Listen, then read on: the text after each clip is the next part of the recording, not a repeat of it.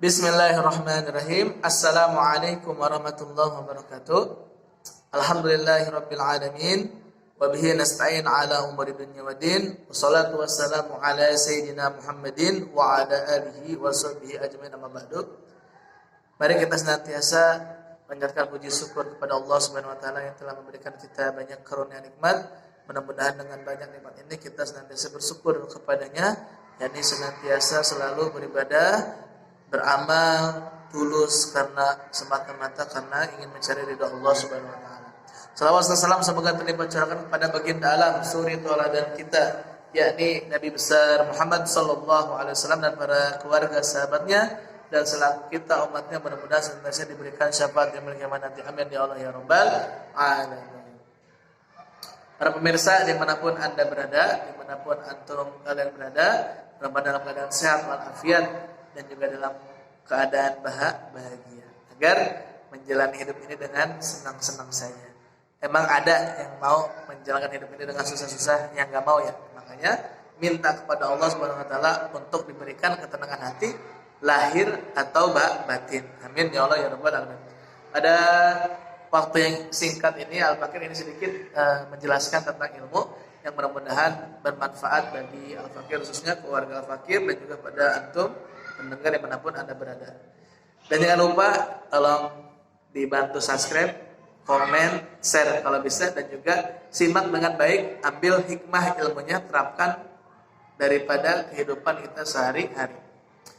Jadi Allah Subhanahu wa taala berfirman di dalam hadis qudsi bahwasanya Allah mencintai tiga kelompok orang dan juga lebih mencintai tiga kelompok yang lain.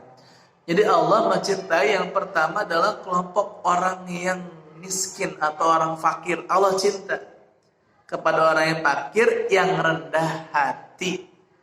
Yang namanya orang fakir mah harus begitu, rendah hati karena kelihatan hidupnya, hartanya kurang, keadaannya kurang, tapi dia rendah hati, menyadari itu daripada ujian dari Allah Subhanahu wa taala. Tidak neko-neko, rendah hati bahwasanya ini adalah ketetapan dari Allah Subhanahu wa taala.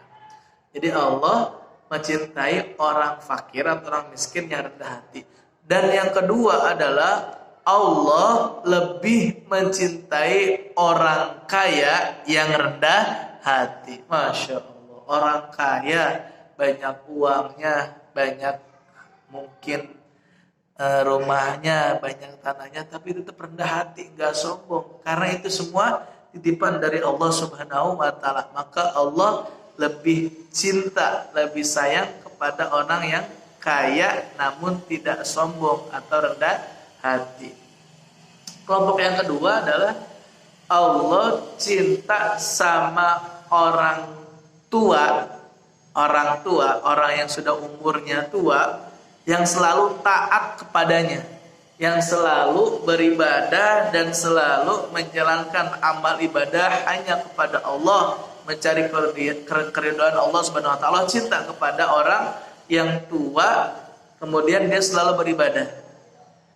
Kenapa begitu? Ya karena orang yang sudah tua sudah selayaknya memikirkan kehidupan akhirat, sudah selayaknya mempersiapkan kehidupan akhirat. Artinya yakni harus senantiasa terus beramal soleh, karena di dunia ini sebentar lagi bagi orang yang tua. Dan Allah sangat mencintai orang yang muda yang senantiasa taat, beribadah, beramal hanya kepada Allah Subhanahu wa taala. Karena kenapa? Karena anak muda itu kemauannya, keinginannya, egoisnya banyak. Pengennya enak-enak saja, nongkrong, kemudian main jalan-jalan jauh, tidak senang ngaji mungkin ya, dan sebagainya. Dan Allah cinta banget sama anak muda yang senantiasa beribadah kepadanya, tidak lalai. Yang tadi tuh orang tua yang beribadah kepada Allah rajin, ya wajar kan, orang tua ya udah berumur, emang harus seperti itu. Ini ada lagi, Allah sangat cinta kepada anak muda yang senantiasa terus beribadah kepada Allah dan taat kepada Allah dan terus mencari ridha Allah Subhanahu wa taala. Kelompok yang ketiga adalah orang kaya yang dermawan. Allah cinta sama orang kaya yang dermawan. Ya mau gimana lagi, orang kaya mah harus seperti itu.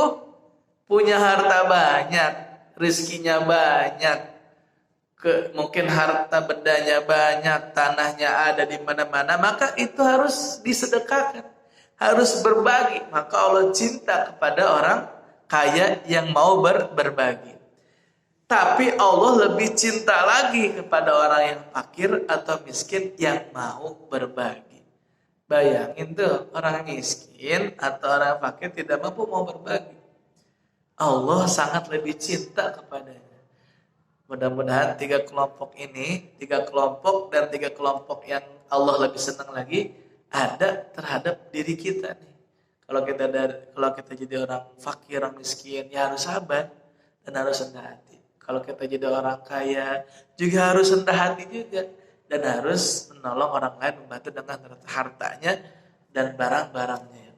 Kemudian orang tua, mungkin orang tua kita juga pasti akan tua nih. Tapi kalau masalah mati, gak menunggu tua. Namanya mati tidak bisa diundur dan tidak bisa dicepatkan. Itu adalah hak dari Allah Subhanahu wa ta'ala. Mudah-mudahan dengan apa yang saya bagikan ilmu ini bermanfaat bagi diri saya dan keluarga dan juga para hadirin dimanapun Anda berada. Jangan lupa dibantu subscribe, di komen, dan disimak baik-baik. Yang terpenting adalah diamalkan dalam kehidupan kita sehari-hari. Pada intinya Allah cinta kepada orang yang miskin atau orang fakir yang rendah hati, kepada orang kaya yang rendah hati, kepada orang tua yang sudah berumur yang selalu ibadah, kepada anak muda yang harusnya enak-enakan main tapi bisa menggeserkan mainnya untuk beribadah. Bukan berarti nggak boleh main, tapi jangan lupa waktu untuk beribadah. Yang ketiga adalah Allah cinta sama orang kaya yang bersedekah dan Allah lebih cinta kepada orang yang miskin atau fakir yang ingin bersedekah. Terima kasih atas perhatiannya, mudah-mudahan bermanfaat. Al-Fakir akhiri. Wabillahi taufiq wal hidayah. Assalamualaikum warahmatullahi wabarakatuh.